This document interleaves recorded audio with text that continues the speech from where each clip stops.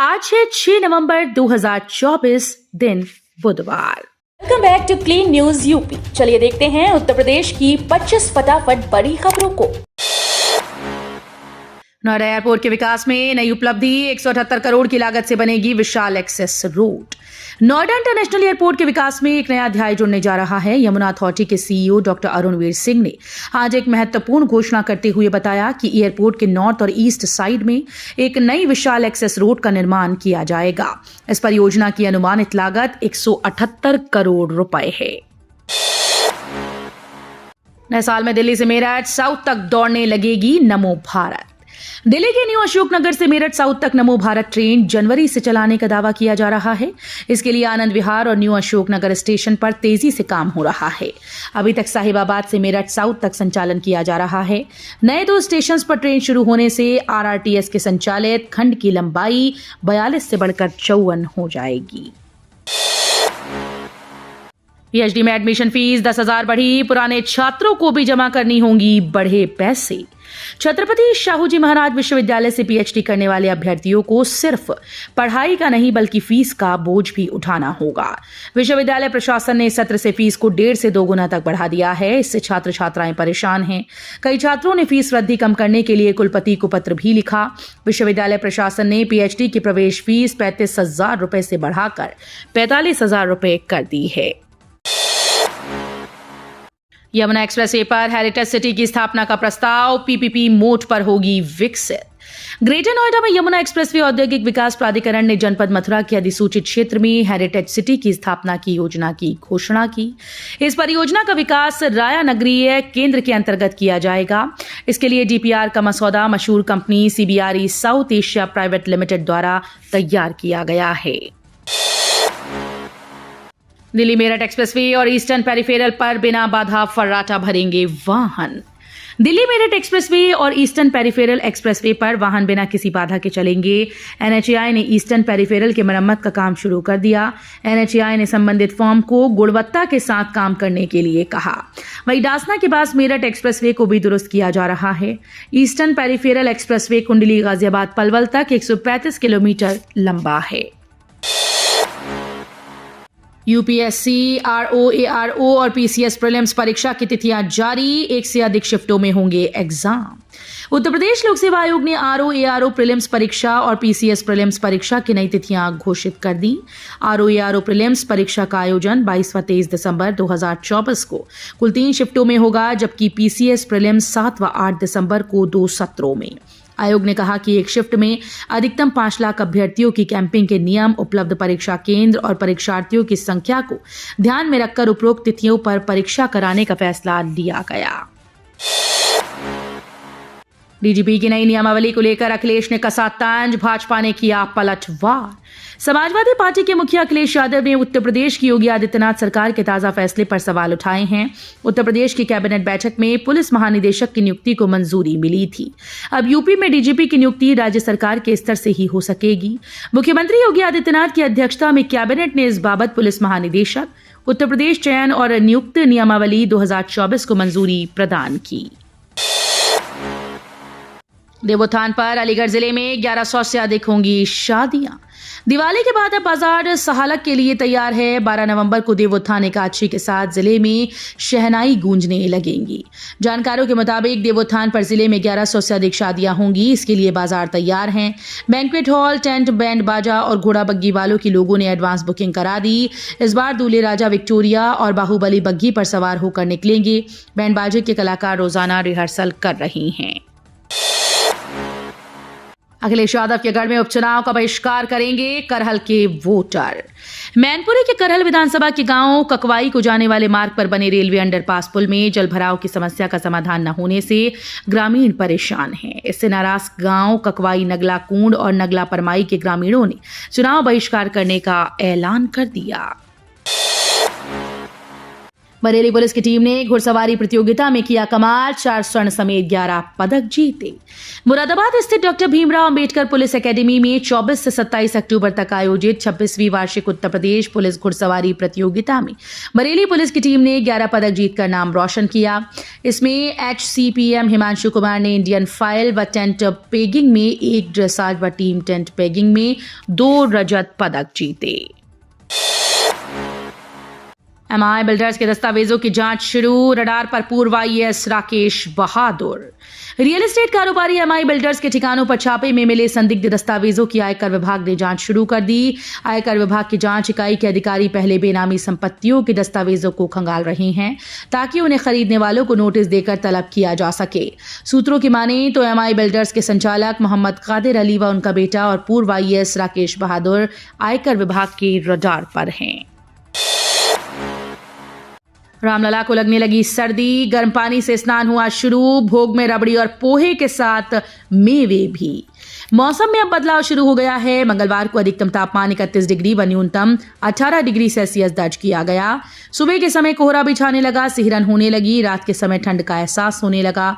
ऐसे में रामलला को भी ठंड लगने लगी है, इसलिए रामलला को गर्म पानी से स्नान कराया जा रहा है। उनके राग भोग में भी बदलाव कर दिया गया है। यूपी के कई जिलों की आबोहवा जहरीली, गाजियाबाद नोएडा येलो जोन में। यूपी के अधिकतर शहरों की आबोहवा दिवाली के बाद से खराब हो गई। ज्यादातर पश्चिमी यूपी की हवा घातक है। गाजियाबाद, पीलीभीत, मेरठ, हापुड़, बुलंदशहर समेत कई जिले येलो जोन में हैं। इन शहरों में खुली हवा में सांस लेना गंभीर बीमारियों से पीड़ित मरीजों के लिए घातक हो सकता है। यूपी उपचुनाव यूं ही नहीं है सेमीफाइनल, ओबीसी वोटर्स की करवट से तय होगी 2027 की दशा दिशा।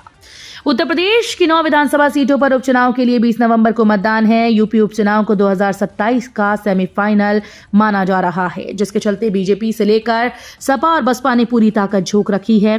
लोकसभा चुनाव के बाद हो रहे उपचुनाव में सबसे बड़ा दांव ओबीसी समुदाय पर खेला गया है। सपा लोकसभा की तरह उपचुनाव में भी पीडीए फॉर्मूले के सहारे उतरी, तो बीजेपी ने ओबीसी पर दांव खेलकर अखिलेश यादव की रणनीति को काउंटर करने का ताना बाना बुना है। मदरसा एक्ट पर सुप्रीम कोर्ट के झटके के बाद योगी सरकार की पहली प्रतिक्रिया। सुप्रीम कोर्ट ने उत्तर प्रदेश मदरसा एक्ट की संवैधानिकता बरकरार रखी। सुप्रीम कोर्ट के इस फैसले से योगी सरकार को बड़ा झटका लगा।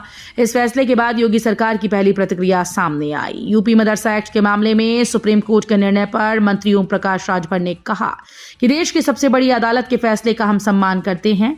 सत्ता पक्ष हो या विपक्ष, न्यायालय के फैसले का सभी सम्मान करते हैं और हम भी सम्मान करते हैं। यूपी के जिले में 24 दिसंबर से होगी अग्निवीर भर्ती रैली। 13 जिलों के अभ्यर्थी लेंगे हिस्सा। यूपी के सहारनपुर में अग्निवीर भर्ती रैली 24 दिसंबर से 5 जनवरी तक आयोजित की जाएगी। मंगलवार को विभिन्न विभागों की बैठक में संबंधित दिशा निर्देश दिए गए। अपर जिलाधिकारी प्रशासन डॉक्टर अर्चना द्विवेदी की अध्यक्षता में कलेक्ट्रेट स्थित नवीन सभागार में अग्निवीर भर्ती की तैयारियों के संबंध में संबंधित अधिकारियों और सेना के अधिकारियों के साथ बैठक हुई।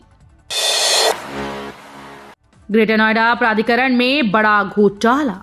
ग्रेटर नोएडा प्राधिकरण में एक बड़ा घोटाला सामने आया, जहां कुछ अधिकारी और कर्मचारी अपना कार्यकाल समाप्त होने के बावजूद भी पदों पर बने हुए हैं।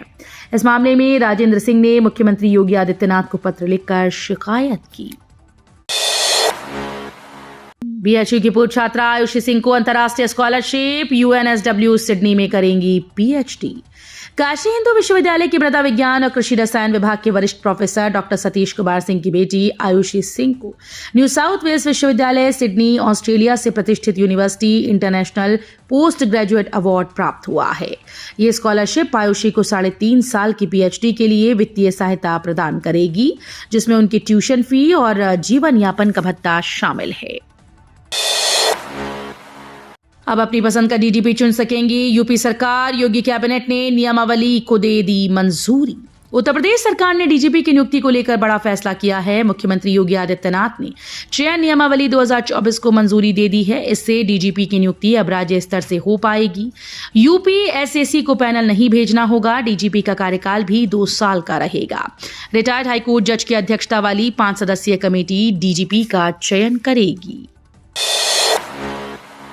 बटेंगे तो कटेंगे के बयान पर मौलाना शहाबुद्दीन ने किया सीएम योगी का समर्थन, कह दी बड़ी बात। मुख्यमंत्री योगी आदित्यनाथ के बटेंगे तो कटेंगे के बयान पर ऑल इंडिया मुस्लिम जमात के राष्ट्रीय अध्यक्ष मौलाना मुफ्ती शहाबुद्दीन रजवी बरेलवी ने कहा कि इस बयान को बड़े परिप्रेक्ष्य में देखा जाना चाहिए। मौलाना ने कहा कि योगी आदित्यनाथ की मंशा ये है कि भारत में रहने वाले जितने भी नागरिक हैं, चाहे वो हिंदू, मुस्लिम, सिख, ईसाई क्यों ना हो, सभी लोग मिलजुल कर रहें, एक साथ रहें, एक दूसरे का सम्मान करते रहें, बचे नहीं। अगर बचेंगे तो देश का नुकसान होगा। कर्मचारी शिक्षकों के लिए अच्छी खबर, तबादला नीति में बदलाव, अब इस तरह होंगे ट्रांसफर। राज्य सरकार से सहायता प्राप्त डिग्री कॉलेजेस में कार्यरत शिक्षकों के लिए तबादले की नई नियमावली के प्रस्ताव को मंजूरी दी गई। इस फैसले से हजारों शिक्षकों को उनके निवास स्थान के पास समायोजन मिल पाएगा। इस नियमावली के लागू होने के बाद से शिक्षकों को अपने गृह जनपद में लौटने का अवसर मिलेगा।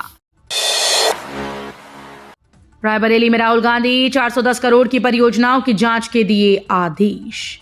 नेता प्रतिपक्ष और सांसद राहुल गांधी मंगलवार को केंद्रीय योजनाओं को लेकर गंभीर दिखे। उन्होंने बचत भवन में जिला विकास समन्वय एवं अनुश्रवण समिति की बैठक में डीएम को जल जीवन मिशन की पूरी हो चुकी करीब 410 करोड़ की 182 परियोजनाओं की गुणवत्ता की जांच के आदेश दिए। कहा कि जांच कमेटी में विधायकों को भी शामिल किया जाए। राहुल ने उज्ज्वला योजना के लाभार्थियों को गैस रिफिलिंग के संबंध में पूरी रिपोर्ट तलब की। साथ ही मनरेगा में श्रमिकों व कर्मियों को भुगतान के संबंध में पूरी सूची उपलब्ध कराने की आदेश दिए। बसेगा नया नोएडा, सिगांव के लोगों की होगी बल्ले बल्ले। दादरी नोएडा गाजियाबाद विशेष निवेश क्षेत्र के रूप में विकसित होने वाले नया नोएडा के संबंध में प्राधिकरण के मुख्य कार्यपालक अधिकारी डॉक्टर लोकेश एम की अध्यक्षता में बैठक हुई। उन्होंने संबंधित अधिकारियों से कहा कि नए विकसित होने वाले शहर में जनसामान्य को इस तथ्य से अवगत कराया जाए कि कैबिनेट से 18 अक्टूबर को DNGIR का मास्टर प्लान 2041 स्वीकृत कर दिया गया है। चीन ने दुनिया के सामने पेश किया नया दृश्य फाइटर जेट J-35A, पाकिस्तान भी खरीद रहा। अमेरिका और भारत के साथ चल रहे तनाव के बीच चीन की सेना पीपल्स लिबरेशन आर्मी एयरफोर्स ने देश के झुहाई एयर शो में अपनी 5वीं पीढ़ी के नए फाइटर जेट J-35A को दुनिया के सामने पेश किया है। इसे अमेरिका के F-35 का जवाब कहा जा रहा है। चीन की सेना का दावा है कि ये फाइटर जेट स्टील तकनीक से लैस है और रडार की पकड़ में नहीं आता। नोएडा इंटरनेशनल एयरपोर्ट पर 1 महीने तक उड़ेंगे जहाज। नोएडा इंटरनेशनल एयरपोर्ट की शुरुआत अब अंतिम चरण में पहुंच गई है। यमुना प्राधिकरण के मुख्य कार्यकारी अधिकारी डॉक्टर अरुणवीर सिंह ने आज एक महत्वपूर्ण बैठक में बताया कि एयरपोर्ट के लिए कैलिब्रेशन फ्लाइट्स का अप्रूवल नागरिक उड्डयन महानिदेशालय से प्राप्त हो चुका है। डॉक्टर अरुणवीर सिंह ने बताया कि अगले 1 महीने तक आकाशा इंडिगो एयरपोर्ट अथॉरिटी की फ्लाइट्स एयरपोर्ट पर परीक्षण उड़ानें भरेंगी। तो ये थी आज की 25 फटाफट बड़ी खबरें। अगर आपको न्यूज पसंद आई हो तो वीडियो को लाइक और शेयर जरूर करें। धन्यवाद।